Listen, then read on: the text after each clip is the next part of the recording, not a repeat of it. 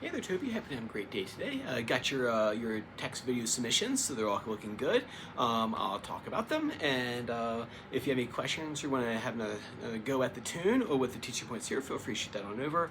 This weekend's be super busy with the recital, but I should have some time next couple of days if you want to send over something to take a look at and send some comments back. So let's get to it. So awesome job on Rebel Rebel. Actually, it's closer than you probably think. I like how you broke it, like we talked about last time in the last videos, that you broke it into two pieces and worked on this part right here. Oops. I'm gonna get this. Oh, yeah. Is for this one you broke it into two pieces, and then you did the. I think we did. If I remember right, it was like the first piece that we did, and then. Because there are two different techniques. One has the shift slide kind of thing. And then, good, there's pull also looking good. Now that you got the two pieces kind of worked out, what I would do now is, what you do is you pick the slowest speed that you can do the whole thing at, right? So I think like in terms of like this is probably the most technically challenged, because as a, that walk down the chord shape, your arpeggio there. And so what I did was I kind of took that speed that you did it in the video and kind of picked where that was in the song, and I got the song here on YouTube. I'm not sure if I'm sure this video will get flagged, so I won't make any money off this video other than lesson fees. But that's right there. And so I had the video here, and what I did was you probably already know how to do this, but just in case you don't, for whatever reason, there's a little gear up here, and you can change the playback speed on here. So I've picked 65% of the 100% actual speeds at 0.65 times. If I put that on. If you go too slow, I'm sorry. If you go too slow with the recordings, eventually they become like mush on YouTube. About 60, 50 or 60 is okay. Anything lower than that, it starts becoming really mushy and really hard to hear what's going on. But this we can totally hear what's happening.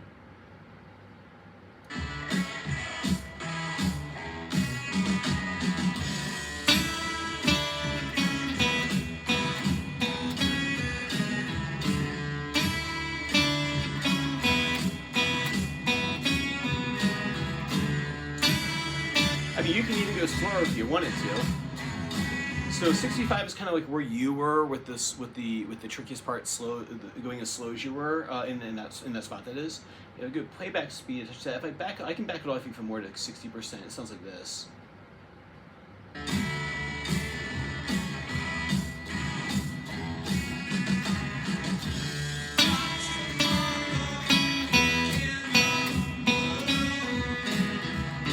You just play the song like that.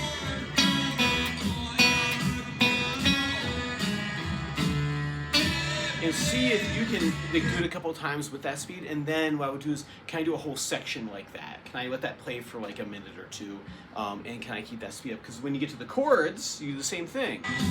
The chords work a lot better.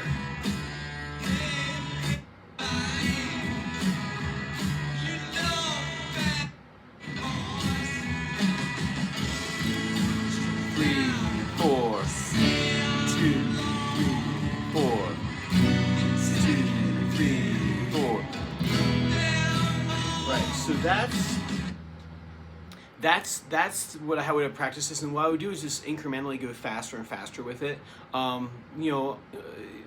Eventually what will happen is you'll get to like 65, you'll get to like 75, 85%.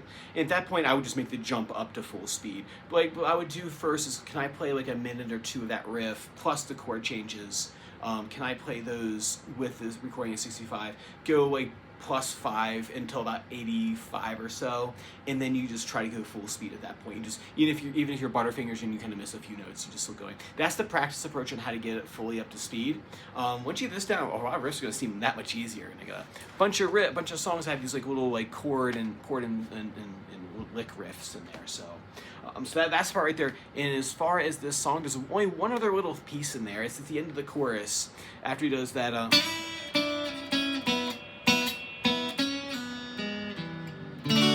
2, 3, 4, 1, 2, 3. Remember that little string bend we did in Suzy Q? It's a very common maneuver in this. I think I was teaching the Who's, who was I teaching?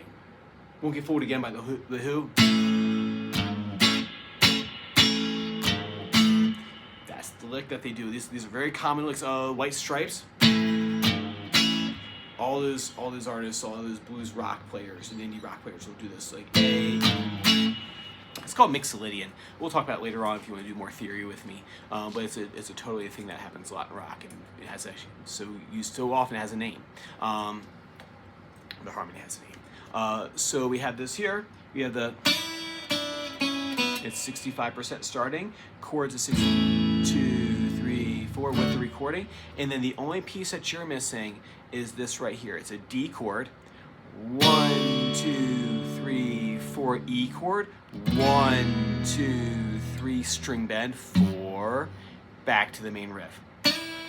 So real slowly, the whole thing put together looks like this at a slow pace.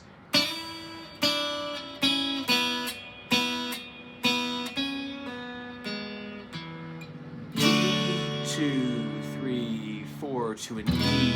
2, 3, 4. 1, 2, 3. So you don't need to get to that riff right away.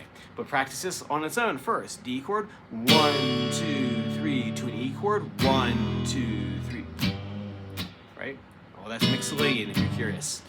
So here, if I see a D to an E with a string bend, they're like, oh, Mixolydian. 1, 2, 3, 4. 1, 2, 3, and back to the riff. Awesome, man. Like I said, do it really slow with the recording. 65% start there. By 5s, going up to about 85, and then just let the recording back up to full speed. If you get in the car after you do this and you're wondering why your if your Bluetooth connects to your phone like mine does, you're like, wait a minute, why is it going?